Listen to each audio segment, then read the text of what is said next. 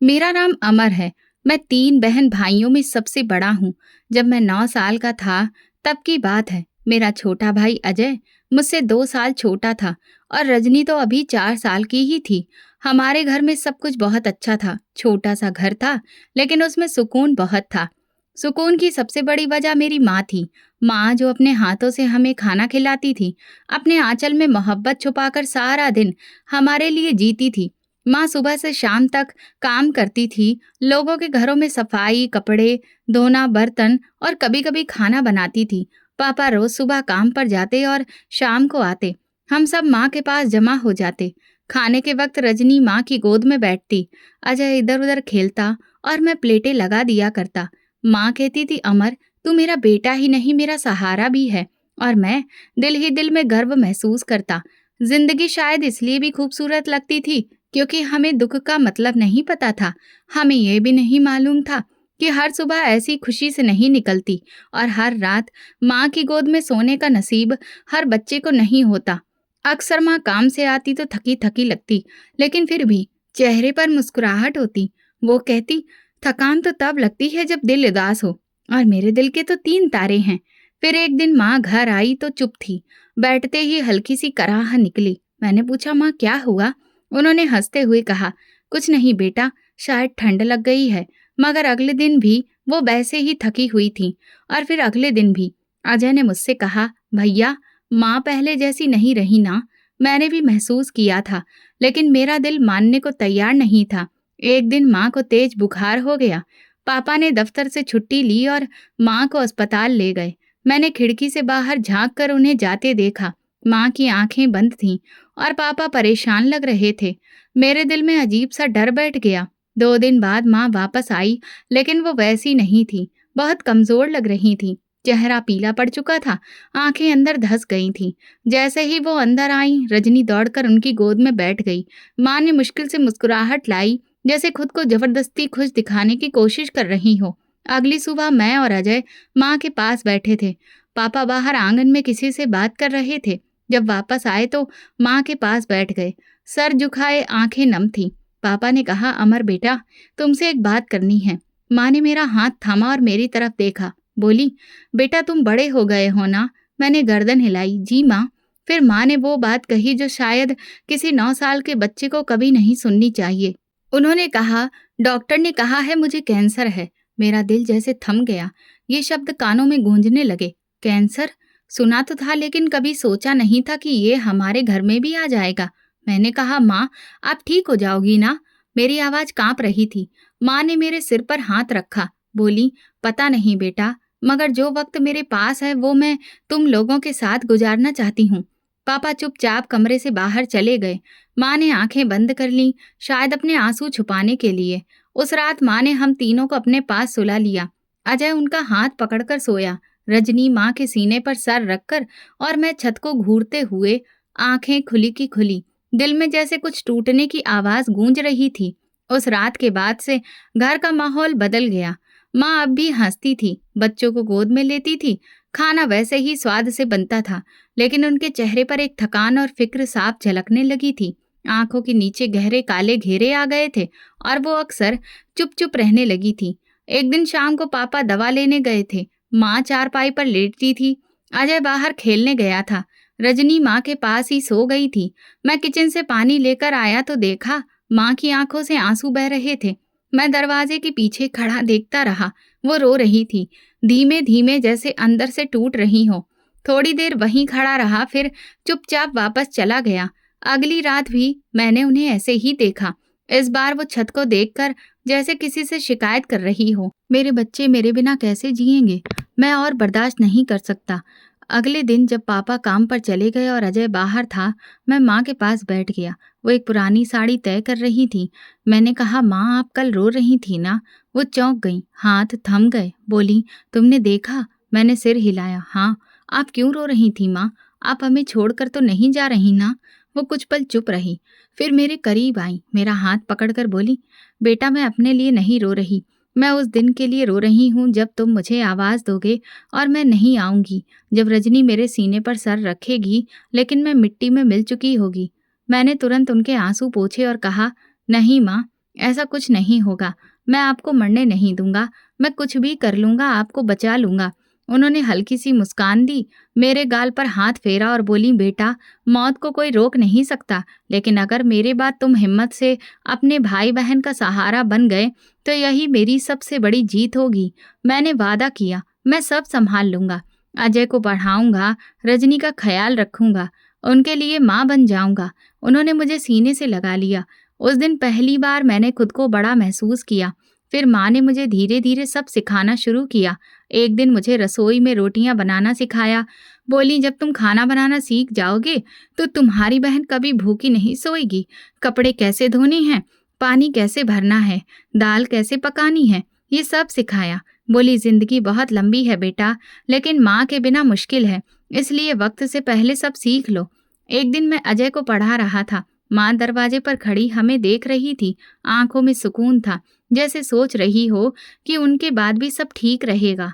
फिर एक दिन माँ ने एक पुरानी लकड़ी की पेटी निकाली जिसमें कुछ कागज, तस्वीरें और थोड़े से पैसे रखे थे। बोली, ये मैंने तुम लोगों के लिए छुपा कर रखे थे, बहुत ज्यादा तो नहीं है, लेकिन बुरे वक्त में काम आएंगे। मैंने पूछा, माँ आपको कैसे पता था कि बुरा वक्त आएगा? वो बोली, माँ को सब पता होता है बेटा, और माँ कभी अपने बच्चों को खाली हाथ नहीं छोड़ती। एक दिन रजनी को बुखार हो गया। माँ की तबीयत पहले से ही खराब थी, लेकिन फिर भी वो सारी रात जागती रही, उसके माथे पर पानी की पट्टियां रखती रही। अजय सहमा सहमा बैठा था और मैं बार बार पानी गर्म करके देता रहा। माँ ने धीरे से कहा, देखा, तूने निभाया ना अपना वादा। वो लम्हा मेरे लिए किसी इम्तिहान से कम नहीं था, लेकिन मैंने खुद को साबित करना शुरू कर दिया था। अब मैं समझ चुका था कि मैं सिर्फ बेटा नहीं हूँ, मैं एक छोटा सा रखवाला भी हूँ, अपनी बहन और भाई के लिए। माँ के बीमार पड़ जाने के बाद कुछ दिनों के लिए जैसे सब रुक सा गया था। वही छोटा सा घर, वही शामें, लेकिन माँ की चुप्पी बढ़ती जा रही थी। वो दिन ब दिन कमजोर होती जा रही थी। पहले सिर्फ सांस फूलती थी, अब कुछ कदम चलना भी उनके लिए मुश्किल हो गया था। हर चीज का बोझ हम पर आ चुका था, मगर मैंने कभी शिकायत नहीं की। मैं सुबह जल्दी उठता, माँ की दवाई देता, नाश्ता बनाता, अजय को तैयार करता और रजनी को गोद में लेकर बहलाता। माँ हर बार मुस्कुराकर कहती, मेरा अमर अब मर्द बन गया है, लेकिन उनकी आंखें कुछ और ही कह रही होती, जो जुबान नहीं कह पाती थी। एक दिन माँ को तेज बुखार हो गया, इतना कि जिस्म जलने लगा। पापा उन्हें अस्पताल लेकर गए। मैं और अजय दरवाजे पर खड़े रहे। रजनी बार बार माँ माँ करती रही, मगर वो पलटकर नहीं देख पाई। कुछ घंटों बाद पापा लौटे। माँ उनके साथ नहीं थी। मैंने पूछा, कहाँ है माँ? उन्होंने कहा, वहीं अस्पताल में है, 2 दिन वहीं रहेंगे। वो 2 दिन जैसे सदियों जैसे लगे। मैंने पहली बार रात का सन्नाटा सुना।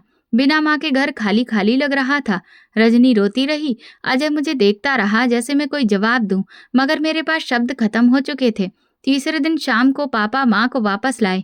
वो आंखें बंद किए लेटी थी, बिल्कुल चुप, जैसे नींद में हो। मैं भागकर उनका हाथ पकड़ने गया। वो ठंडा था। मैंने कान के पास जाकर कहा, माँ, अमर आया है, लेकिन कोई जवाब नहीं मिला। पापा खामोश थे, उनका चेहरा सूजा हुआ था। वो माँ को अंदर ले आए और चारपाई पर लिटाया। सुनीता मौसी और मोहल्ले की औरतें आ गईं। कोई कपड़े बदलवा रहे थे, कोई चादर उड़ा रहा था। मैं कुछ समझ नहीं पा रहा था। फिर सुनीता मौसी मेरे पास आकर बोली, बेटा अमर, हिम्मत रख, माँ भगवान के पास चली गई है। मैंने ये सुना और जैसे कमरे की सारी आवाजें बंद हो गईं।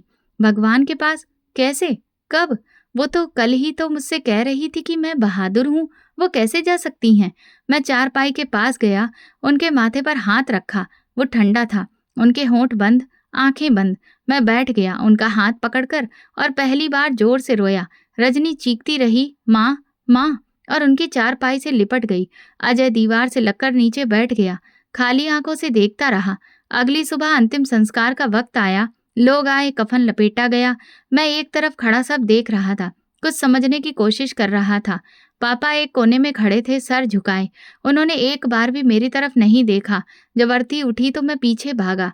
सुनीता मौसी ने पकड़ने की कोशिश की, मगर मैं छूटकर आगे बढ़ गया। मैं चाहता था माँ को छू लूं, आखिरी बार। शमशान तक का रास्ता जैसे पत्थरों से भरा हो, हर कदम पर दिल टूट रहा था। चिता तैयार थी, लोग मंत्र पढ़ रहे थे, मैं चुप था। जैसे ही माँ को अग्नि दी गई, मैं फूट फूट कर रो पड़ा। अंतिम संस्कार के बाद सब लोग लौट गए। मैं वहीं बैठा रहा। अजय और रजनी भी वहीं थे। मैंने रजनी को गोद में लिया। अजय ने मेरा हाथ पकड़ा। हम तीनों खामोश थे, जैसे हम बच्चे नहीं रहे हों। घर लौटकर लगा कि ये वही घर है, लेकिन इसमें जान नहीं रही। दीवारें वही, कमरे वही, लेकिन वो खुशबू नहीं रही, माँ की खुशबू। उस दिन मैंने पहली बार सोचा कि माँ के बिना जिंदगी क्या होती है। खाना पका हो तो भी स्वाद नहीं, बिस्तर हो तो भी नींद नहीं, दीवारें हो लेकिन साया नहीं। माँ के जाने के बाद घर के कोने कोने में सन्नाटा था। माँ की चारपाई वैसे ही रखी थी। मैं रोज उस पर बैठ जाता, कभी उनका दुपट्टा थाम लेता, कभी तकिया गोद में रख लेता। अजय ज्यादातर चुप रहता। रजनी हर वक्त माँ को ढूंढती। दरवाजा खुलता तो भागकर माँ माँ कहती और खाली लौट आती। पापा अक्सर देर से घर आते और हमसे कम ही बात करते, सीधे अपने कमरे में चले जाते। एक दिन वो लौटे तो उनके साथ एक अजनबी औरत थी। मैं, अजय और रजनी दरवाजे पर खड़े थे। वो औरत करीब 30-35 साल की होगी, सादा कपड़ों में लेकिन अंदाज में सख्ती थी।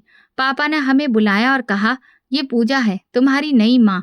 मैंने हैरानी से पापा की तरफ देखा। लगा शायद सुनने में गलती हुई है, लेकिन पापा गंभीर थे। बोले, मैंने शादी कर ली है, तुम छोटे हो, तुम्हें माँ की जरूरत है।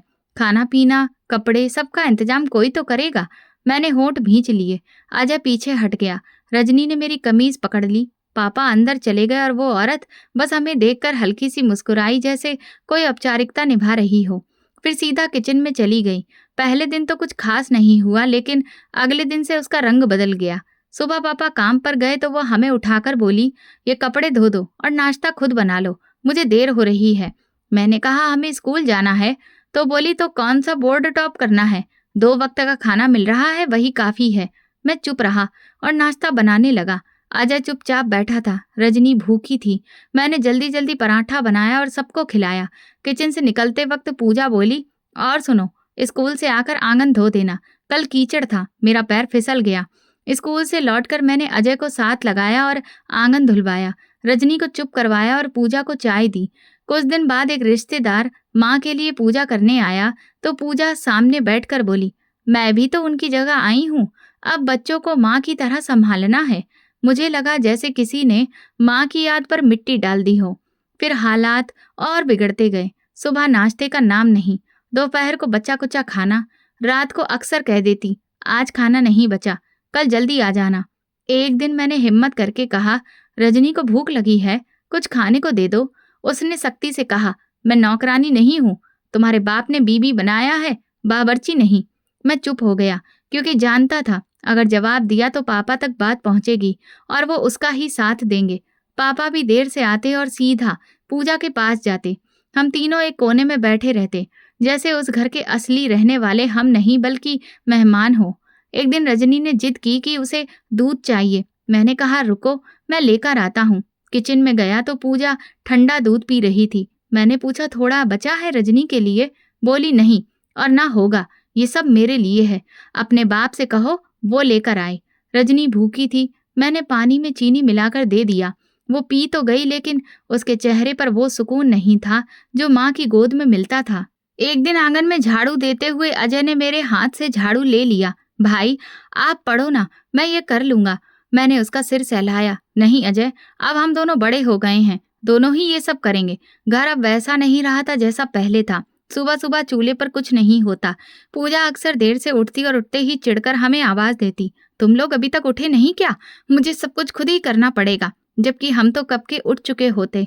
रजनी मेरी गोद में बैठी रहती और अजय मेरे साथ मिलकर बर्तन समेटता, कपड़े तय करता। नाश्ते का सवाल ही नहीं उठता था। कभी कभी मैं बचा हुआ आटा पानी में गूंद कर रोटी जैसी कुछ बना लेता और 3 हिस्से करके हम तीनों बांट लेते। एक दिन अजय ने मुझसे धीरे से कहा, भाई, मैंने 2 दिन से सब्जी नहीं खाई। मैंने हाथ में रखी सूखी रोटी उसे देते हुए कहा, ये खा लो, शाम को देखता हूँ कुछ ले आऊंगा। उस दिन शाम को जब पापा घर आए तो पूजा उनके पास बैठकर बातें करने लगी। मैंने सोचा आज कह दूं कि हमारे लिए कुछ खाने को लाएं, लेकिन पूजा ने मुझे आंखों से इशारा किया जैसे रोक रही हो। मैं चुप हो गया। अगले दिन स्कूल से लौटे तो रजनी रो रही थी, भाई भूख लगी है, दूध पीना है। किचन में जाकर देखा, दूध का डिब्बा बंद था, फ्रिज खाली, रोटी का डिब्बा भी खाली। पूजा कमरे में बैठी टीवी देख रही थी। हाथ में चाय का कप था और सामने प्लेट में कुछ बिस्किट रखे थे। मैंने कहा, माँ, रजनी को दूध दे दे, सुबह से कुछ नहीं खाया। उसने सख्त लहजे में कहा, तुम्हारी माँ थी ना, वही दूध पिलाती थी, अब उसके पास जाओ। मेरे होंठ कांप गए, दिल में जैसे कुछ टूट गया। फिर मैं भी कुछ कहे बिना वापस रजनी के पास आ गया। रात को जब हम सोने लगे तो अजय ने कहा, भाई पापा से बात करिए ना, शायद वो कुछ करें। मैंने कहा, कल बात करता हूँ। अगली शाम हिम्मत करके पापा के कमरे में गया। वो कागज देख रहे थे। मैं चुपचाप सामने खड़ा हो गया। क्या बात है अमर? पापा, रजनी को बुखार है, 2 दिन से ठीक से खाने को कुछ नहीं मिला, माँ ने भी कुछ नहीं दिया। उन्होंने एक पल मेरी आंखों में देखा, फिर चेहरा सख्त करके उठे और जोर से मेरे मुंह पर थप्पड़ मार दिया। तुम इल्जाम लगाते हो? मैं जानता हूँ मेरी बीबी कैसी है, वो बहुत अच्छी है। मेरी आंखों के सामने अंधेरा सा छा गया। मैं पीछे हटा और बिना कुछ कहे कमरे से निकल आया। बाहर पूजा दरवाजे पर खड़ी थी, उसके होंठों पर अजीब सी हंसी थी। देख लिया, तुम्हारा बाप अब मेरा पति है, तुम्हारा नहीं। मैं वापस कमरे में आया। रजनी का शरीर तप रहा था, वो आधी बेहोशी में कुछ बड़बड़ा रही थी। अजय ने पानी की पट्टियां रखना शुरू कर दी थी। मैंने धीरे से रजनी का माथा चूमा। माफ करना बहन, मैं तुम्हें वक्त पर खाना नहीं दे सका। अगली सुबह मैंने सारा किचन छान मारा, लेकिन कुछ नहीं मिला।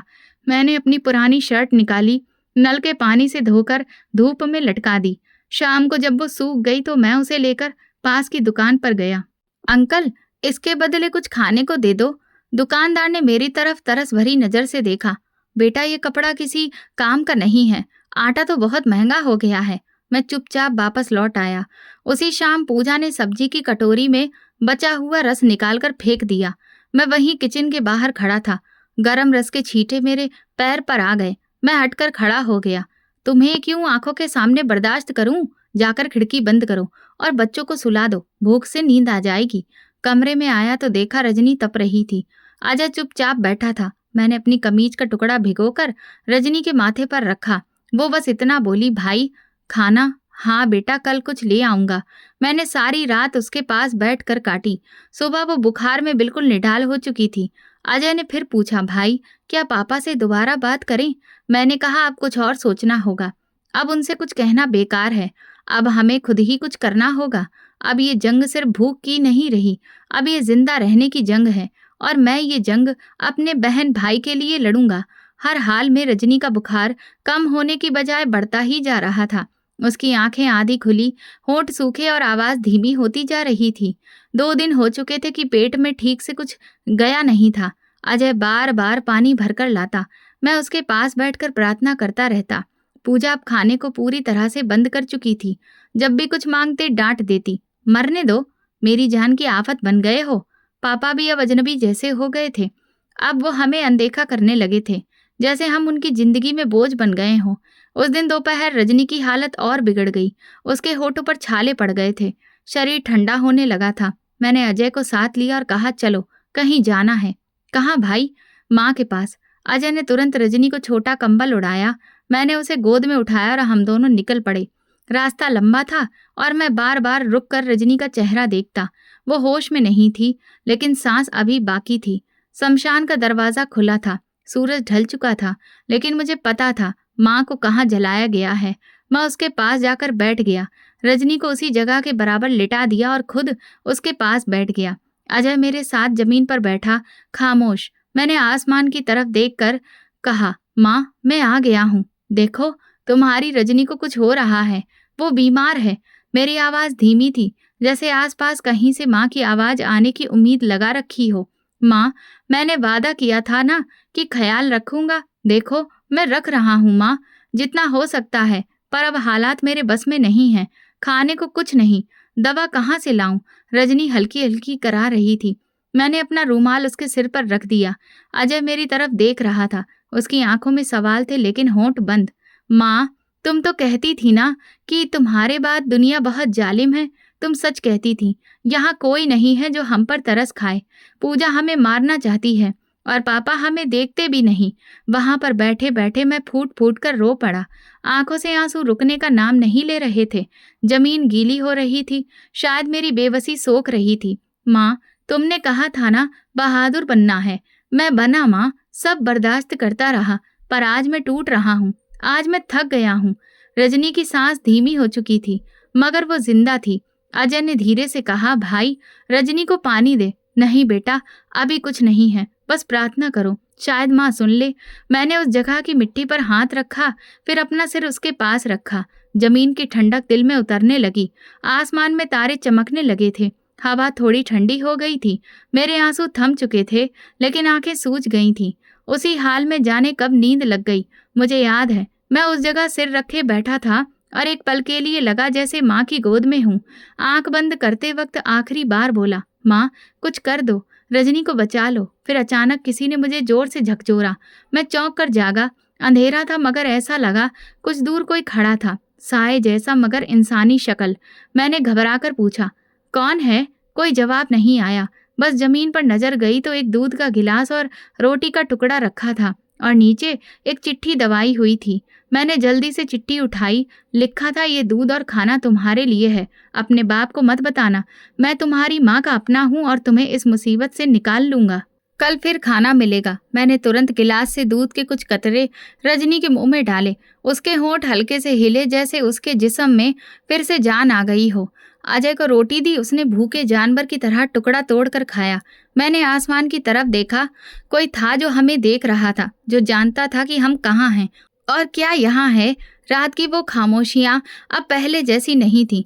शमशान घाट पर बैठे मुझे पहली बार उम्मीद महसूस हुई। रजनी की सांसें थोड़ी बेहतर लग रही थी। अजय का चेहरा सुकून भरा था। मैंने आसमान की तरफ देखकर कहा, माँ शायद तुमने हमारी पुकार सुन ली। शायद किसी को हमारे लिए भेजा है। वो कल फिर आएंगे। तुम्हारी औलाद अब अकेली नहीं रहेगी। सुबह जब सूरज निकला तो मैंने रजनी की सांसें गौर से सुनी। वो अभी भी कमजोर थी, लेकिन उसके चेहरे से मौत का सन्नाटा हट चुका था। अजय जमीन पर लेटा था। उसकी आंखों में एक अजीब सी चमक थी, जैसे बरसों बाद किसी ने दिल की बात सुन ली हो। मेरे पास वो खत था जो कल मिला था।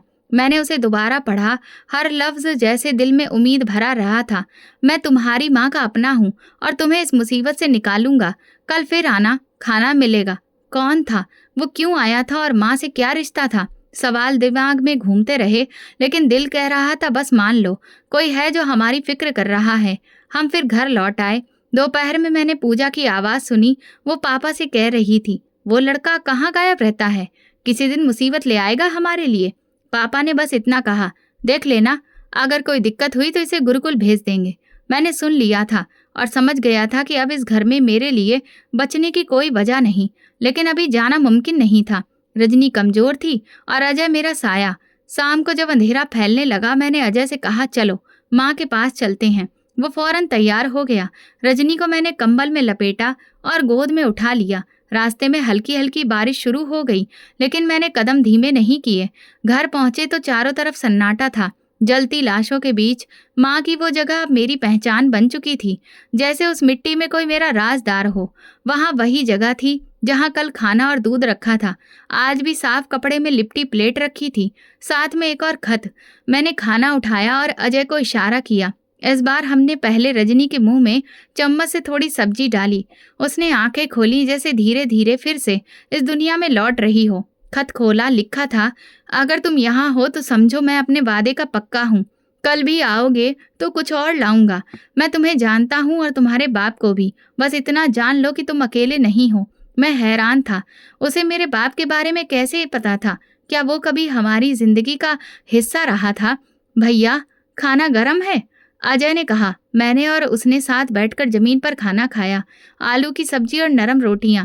बहुत दिनों बाद पेट भरकर खाया, लेकिन सुकून इस बात का था कि कोई हमारी फिक्र कर रहा है। रात का कुछ हिस्सा बीत चुका था। जब कुछ दूरी पर से आहट आई, मैं तुरंत खड़ा हो गया। हाथ में लोहे का टुकड़ा पकड़े आवाज आई, डरो मत, मैं तुम्हारा हूँ। अंधेरे में चेहरा साफ नहीं दिख रहा था। एक शख्स चादर में लिपटा खड़ा था। कौन हो तुम? मैंने पूछा। जिसका रिश्ता तुम्हारे खून से है। अभी मत पूछो, वक्त आने पर सब बताऊंगा। मुझ पर भरोसा रखो। क्यों भरोसा करें? मैंने कहा। तुम्हारी माँ का वास्ता देकर कह रहा हूँ। वो मेरी अपनी थी और उसके बच्चे मेरे हैं। वो शख्स धीरे धीरे पीछे हटा और बोला, मैं हर रात कुछ ना कुछ लाऊंगा, यहाँ आना बंद मत करना। अगले ही पल वो अंधेरे में गायब हो गया। मैंने माँ को पुकार कर कहा, मैं हर रात यहाँ आऊंगा, बस रजनी को ठीक कर दो। घर लौटे तो पूजा अपने कमरे में थी। उसे कोई परवाह नहीं थी कि हम कहाँ गए, क्या खाया, क्या नहीं। लेकिन इस बार मेरे कदमों में वो डर नहीं था। दिल में उम्मीद की नई लौ जल चुकी थी। अगली सुबह रजनी ने आंखें पूरी खोली। कमजोरी थी, लेकिन आंखों में चमक लौट आई थी। मैंने माथे पर हाथ रखा। बुखार उतर चुका था। अजय पास बैठा हंसते हुए बोला, भैया लगता है माँ ने सच में हमें सुन लिया है। दिन ऐसे ही गुजरा। पूजा ने हमेशा की तरह हमें अनदेखा किया। पापा आए और सीधे अपने कमरे में चले गए। शाम से पहले मैंने एक थैली में कंबल, पानी और कुछ पुराने कपड़े रखे। अजय ने चुपचाप रजनी को तैयार किया। अब घर से निकलना छुपने जैसा नहीं बल्कि सुरक्षित महसूस होता था। रास्ते में अजय ने पूछा, भैया आज भी वो आदमी आएगा? मैंने कहा, पता नहीं, लेकिन जाना तो है, माँ के पास जाना। अब सिर्फ खुशी नहीं, जिंदगी बन गया है। आज शमशान घाट और भी शांत था। उसी जगह फिर वही सजी हुई प्लेट और दूध का गिलास। मैंने रजनी को गोद में लिया, चादर बिछाकर उसे लिटाया। अजय ने खाना निकाला, थोड़ा थोड़ा सबको बांटा। अजय रजनी के साथ खेल रहा था। तभी कदमों की आहट आई। एक बार फिर वही चादर में लिपटा शख्स पास आ गया। आज तुम्हें रुकना होगा, बताना होगा तुम कौन हो, क्यों कर रहे हो ये सब। मैंने कहा। वो रुका, हाथ में खाने का थैला था। फिर धीरे धीरे चादर का किनारा हटाया। अंधेरे में भी मैंने चेहरा पहचान लिया। मौसी। माँ के चेहरे की झलक उनके चेहरे पर थी। कुछ पल मेरी जुबान बंद रही। हाँ अमर, मैं तुम्हारी मौसी हूँ, तुम्हारी माँ की सगी बहन। अजय ने हैरानी से मेरी और मौसी की तरफ देखा। रजनी ने आशा से सर उठाया। शायद उसे कुछ समझ नहीं आया, लेकिन चेहरे पर सुकून आ गया। आप कहाँ थीं? माँ ने कभी जिक्र नहीं किया। मैं चुपचाप सुनने लगा। अजय भी ध्यान से बैठा था। मैं और तुम्हारी माँ दोनों ही बहनें थीं। हम बहुत छोटे थे जब हमारे माँ बाप का एक हादसे में देहांत हो गया। हमें नानी ने पाला। तुम्हारी माँ बड़ी थी और समझदार भी। वो हमेशा मुझे संभालती थी, जैसे अब तुम रजनी और अजय को संभाल रहे हो। मौसी की आवाज में नरमी थी, मगर एक दर्द भी छुपा था। फिर एक दिन तुम्हारे पापा का रिश्ता आया। हमारी नानी ने कहा कि बड़ा खानदान है, इज्जतदार लोग हैं, शादी कर दो। माँ ने भी कोई सवाल नहीं किया। शादी हो गई। शुरू में सब ठीक था, मगर फिर तुम्हारे पापा ने धीरे धीरे मेरी मौजूदगी को मुश्किल बनाना शुरू कर दिया। मौसी थोड़ी देर के लिए चुप हुई, जैसे पुराने जख्म अभी भी ताजा हों। एक दिन जब मैं तुम लोगों से मिलने आई तो तुम सिर्फ 2 साल के थे। तुम्हारी माँ के चेहरे पर हंसी थी, मगर तुम्हारे पापा की नज़रों में शक था। उन्होंने मुझे तुम्हारी माँ के सामने बदनाम करने की कोशिश की। कहा कि मैं उस पर गलत नज़र रखती हूँ। मैंने चौंक कर मौसी को देखा। उन्होंने नज़रें नीचे कर लीं। माँ ने भी खामोशी अपना ली, मगर दिल में मेरे लिए दूरी डाल दी। फिर नानी ने मेरी शादी एक बड़ी उम्र के आदमी से कर दी, मेरी मर्जी के बिना। मौसी ने आंसू पोंछते हुए कहा। मैं चली गई। कुछ महीने बाद वो आदमी गुजर गया। मैं अकेली और बेसहारा थी। फिर मेरी मुलाकात एक शख्स से हुई जिसने मुझसे दूसरी शादी की और मैं उसके साथ दूसरे शहर चली गई। अजय ने धीरे से पूछा, फिर आपने माँ से बात क्यों नहीं की? क्योंकि मैं खुद को कसूरवार समझती रही। ये सोचती रही कि अगर बहन ने ही मुझे छोड़ दिया तो शायद मैं सच में गलत हूँ, लेकिन दिल जानता था कि मैं बेगुनाह हूँ। मौसी ने मेरा हाथ पकड़ा और कहा। फिर एक दिन वापस आई। बहन से मिलने की बहुत इच्छा थी, लेकिन जब आई तो पता चला कि वो तो इस दुनिया में नहीं रही। मैंने नज़र आसमान की तरफ घुमाई। माँ जैसे आज भी सुन रही हो। मोहल्ले की एक औरत ने बताया कि तुम लोग बहुत मुश्किल में हो। तुम्हारे पापा ने दूसरी शादी कर ली है और सौतेली माँ बच्चों को खाना नहीं देती। मैंने तुरंत फैसला किया कि तुम्हें देखना है, और जब तुम्हें यहाँ पर रोते देखा तो दिल टूट गया। मैं तब से हर रात तुम्हारे लिए कुछ लेकर आती रही। मैं चुप रहा। मौसी की आंखें अभी भी नम थीं। मौसी ने कहा, अब और वक्त बर्बाद नहीं करना चाहती। कल तुम लोग मेरे साथ चलोगे। मेरे पास कोई बच्चा नहीं है, तुम तीनों मेरे बच्चे हो। मैंने मौसी का हाथ दबाया। मौसी हमें कहीं भी ले जाए, बस वो घर वापस ना जाना पड़े। मौसी ने गंभीरता से सिर हिलाया। मैं सब कानूनी तरीके से करूंगी। कल सुबह तुम्हारे पापा से बात होगी और अगर उन्होंने रुकावट डाली तो अदालत जाऊंगी। अगली सुबह मौसी हमें शमशान से सीधा अपने घर ले गई। उनका घर साफ सुथरा, सुकून भरा और रोशनी से भरा हुआ था। मौसा जी जो बाहर देश में रहते थे, वीडियो कॉल पर हमसे बात करके बहुत खुश हुए। अजय ने पूछा, मौसी अब हम रोज खाना खा सकेंगे? मौसी हंस पड़ी। अब भूखा रहना सिर्फ सपनों में मुमकिन है। यहाँ रोटी, सब्जी, दूध सब है, और माँ का साया भी। रजनी एक कोने में बैठी थी, चुपचाप, जैसे उसे अभी भी यकीन ना हो। मौसी उसके पास गई और उसे गोद में उठा लिया। बोली, बेटी अब तुम्हारे लिए हर दिन माँ जैसा होगा। मैंने मौसी को देखा और दिल से पहली बार मुस्कुराया। बरसों बाद ऐसा लगा कि हम किसी के बोझ नहीं बल्कि किसी के अपने हैं। शाम को जब सब खाने के लिए बैठे तो मौसी ने कहा, कल हम वकील से मिलेंगे, तुम्हारे पापा से। तुम्हारी परवरिश कानूनी तौर पर लेनी है। मैंने मौसी की तरफ देखा और धीरे से कहा, कहते हैं माँ जैसा कोई नहीं होता, लेकिन आपने माँ का वादा पूरा कर दिया। मौसी ने मेरे सिर पर हाथ रखा। अमर, तुम मेरी बहन की निशानी हो, तुम्हें कभी अकेला नहीं छोड़ूंगी। मौसी के घर में पहली सुबह अजीब थी। अजीब इसलिए नहीं कि माहौल नया था, बल्कि इसलिए कि सुकून नया था। जब आँख खुली तो अजय मेरे पास था। रजनी गोद में थी और दरवाजे से आती ताजा रोटी की खुशबू दिल को जैसे किसी ख्वाब का यकीन दिला रही थी। मौसी ने किचन से आवाज दी, उठ जाओ, नाश्ता तैयार है। मैंने पहली बार किसी घर में ये जुमला सुना जो सिर्फ अल्फाज नहीं थे बल्कि जिंदगी थे। नाश्ते की मेज पर मौसी ने हमें अपने हाथों से खाना दिया।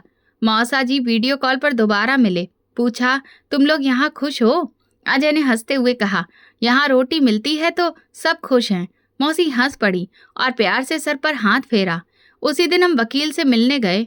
मौसी ने सारे कागज दिखाए, माँ के गुजरने का सर्टिफिकेट, पापा की दूसरी शादी का सबूत और मोहल्ले वालों के वो बयान जो मौसी ने पहले ही चुपचाप लिखवा लिए थे कि कैसे हमारी सौतेली माँ का हमारे साथ बुरा सलूक था। वकील ने कहा, ये केस मजबूत है, आप बच्चों की कानूनी परवरिश का हक ले सकती हैं, बस अदालत में पेशी के दिन तैयार रहना। पेशी 3 दिन बाद थी। उन 3 दिनों में हम पूरी तरह मौसी के अपने हो गए थे। वो हमें टाइम देती थी, पढ़ाती थी और रात को सोने से पहले माँ की कहानियाँ सुनाती थी। अजय ने एक दिन कहा, आप तो माँ जैसी लगती हैं। मौसी ने उसका माथा चूमा और बोली, तुम्हारी माँ का सपना यही था कि अगर वो ना रहे तो तुम अकेले ना रहो। अदालत वाले दिन हम तीनों मौसी के साथ कोर्ट पहुंचे। वहाँ पापा भी थे, पूजा उनके साथ थी। मैंने कई दिनों बाद पापा को देखा, लेकिन चेहरा अजनबी सा लगा, अपनापन नहीं था। जज के सामने मौसी ने पूरा मामला रखा। उनकी आवाज़ में भरोसा और ताकत थी।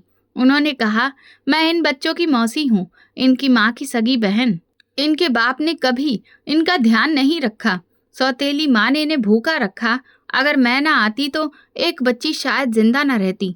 जज ने पापा से पूछा, आपने बच्चों के खाने पीने, पढ़ाई और देखभाल का क्या इंतजाम किया था? पापा ने नजरें झुका ली। मैं काम में बिजी रहता था, बीवी से कहता था ध्यान रखें। जज ने फिर पूछा, क्या आपको पता था कि बच्चों की हालत कितनी खराब थी? पापा चुप रहे। पूजा ने भी कुछ नहीं कहा। अदालत ने सबूत देखकर फैसला सुनाया। इन बच्चों की परवरिश का हक इनकी मौसी को दिया जाता है। बच्चों का कानूनी और पढ़ाई का हक अब मौसी के पास होगा। बाप को कोर्ट की इजाजत के बिना बच्चों से मिलने का हक नहीं होगा। ये सुनकर मेरी आंखों में आंसू आ गए। अजय ने मेरा हाथ कसकर पकड़ लिया। रजनी मौसी की गोद में सो रही थी। मौसी ने जज का धन्यवाद किया। कोर्ट से निकलते वक्त पापा ने एक बार मेरी तरफ देखा।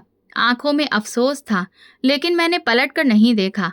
मेरे पीछे वो सारे दिन थे जब मैंने दरवाजे पर खड़े होकर मदद मांगी थी, लेकिन दरवाज़ा कभी नहीं खुला था। गाड़ी में बैठते ही मौसी बोली, आज से तुम मेरे बच्चे हो और कोई तुम्हें वापस नहीं ले जा सकता। अजय हंसकर बोला, मौसी, क्या हम अब रोज स्कूल भी जाएंगे? मौसी ने कहा, ना सिर्फ स्कूल बल्कि ट्यूशन भी। अगले दिन हमने नए यूनिफॉर्म, किताबें, बैग, जूते, सब कुछ नया लिया। मुझे याद है, दुकान में अपने नए जूतों को देखकर मेरे दिल में आया, ये सिर्फ जूते नहीं, ये नए रास्ते हैं। मौसी हमें स्कूल में एडमिशन दिलाने गईं। टीचर ने पूछा, माँ बाप कौन है? मौसी ने कहा, माँ मैं हूँ, और मैंने पहली बार ये लफ्ज खुशी से सुना। स्कूल से लौटकर हमने होमवर्क किया तो मौसी ने इनाम में चॉकलेट दी। शाम को पार्क ले गई। वापसी में रजनी ने धीरे से पूछा, माँ, मौसी, हम अब कभी उस घर नहीं जाएंगे ना? मौसी ने उसे सीने से लगा लिया। नहीं बेटी, अब तुम्हारा घर यही है, तुम्हारे अपने यही हैं। मैंने आसमान की तरफ देखा और दिल ही दिल में माँ से कहा, माँ, तुमने जो वादा मुझसे लिया था मैंने निभाया, और जो दुआ मांगी थी भगवान ने सुन ली। मौसी के घर के दिन जैसे जिंदगी का नया पन्ना थे। स्कूल, हंसी, वक्त पर खाना, साफ बिस्तर और वो माहौल जहाँ हर बात सुनी जाती थी। मौसा जी विदेश में बिजी रहने के बावजूद रोज वीडियो कॉल होती थी। वो हमसे दोस्तों की तरह ट्रीट करते, पढ़ाई पूछते, छोटी छोटी कामयाबियों पर खुश होते। साल गुजरते गए, हम बड़े होते गए। अजय ने साइंस चुनी, रजनी को भाषा और साहित्य में दिलचस्पी थी, और मैंने मौसा जी के बिजनेस में। मौसा जी गारमेंट्स के बिजनेस में पार्टनर थे। उन्होंने कहा, अमर, अगर सच में सीखना है तो बिजनेस को समझना पड़ेगा, सिर्फ देखना काफ़ी नहीं। मैं रोज उनके साथ ऑफिस जाने लगा। रिपोर्ट्स, मीटिंग्स, माल सप्लाई सब सीखा। एक दिन मौसा जी ने कहा, बेटा, काम की बुनियाद भरोसा है। तुम वो बच्चे हो जिसने मुश्किल वक्त में भी वादा निभाया। अब ये बिजनेस तुम्हारे हाथों में देखकर मुझे गर्व होगा। जब मैं 20 का हुआ, उन्होंने मुझे पार्टनर बना दिया। उस दिन मौसी ने मेरा माथा चूम कर कहा, माँ के सपने ऐसे ही पूरे होते हैं। उसी साल एक शाम ऑफिस से लौटते वक्त मैंने एक बच्चा देखा जो कूड़े में से रोटी निकाल कर खा रहा था। मैंने पूछा, कुछ खाया आज? वो बोला, 2 दिन से कुछ नहीं। अम्मा कहती है सब्र से पेट नहीं भरता। उस रात नींद नहीं आई। मुझे वो दिन याद आ गए जब मैं और अजय रजनी के लिए दूध ढूंढते शमशान तक चले जाते थे। मैंने तय किया, मैं एक ऐसा फूड सेंटर बनाऊंगा जहां हर भूखे को इज्जत से खाना मिले। मौसी और मौसा जी ने मेरा पूरा साथ दिया। मौसा जी ने कहा, कमाई का एक हिस्सा इंसानियत पर खर्च करो, यही असली कामयाबी है। हमने एक जगह किराए पर ली और माँ की थाली के नाम से सेंटर शुरू किया। रोज 100 से ज्यादा लोगों को मुफ्त खाना मिलने लगा। बच्चे, मजदूर, विधवाएं सब आते और पेट भरकर जाते। एक दिन एक बूढ़ी औरत ने कहा, बेटा, भगवान करे तुम्हें हर जगह कामयाबी मिले जो तुम इतना कुछ कर रहे हो। मैं मुस्कुराकर बोला, ये सब मेरी माँ की ही दुआ है। मौसी रोज खाने की तैयारी देखने आती थी। रजनी कॉलेज जा चुकी थी और अजय इंजीनियरिंग यूनिवर्सिटी में दाखिला ले चुका था। हम तीनों ने अपनी जिंदगी को एक नई सतह पर लाकर खड़ा कर दिया था।